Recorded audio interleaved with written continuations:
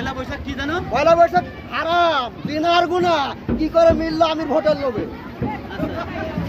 আর কি না তোরা? আপনি তো রাজনীতি বলেছেন। হ্যাঁ ঠিক আছে, এটা এবার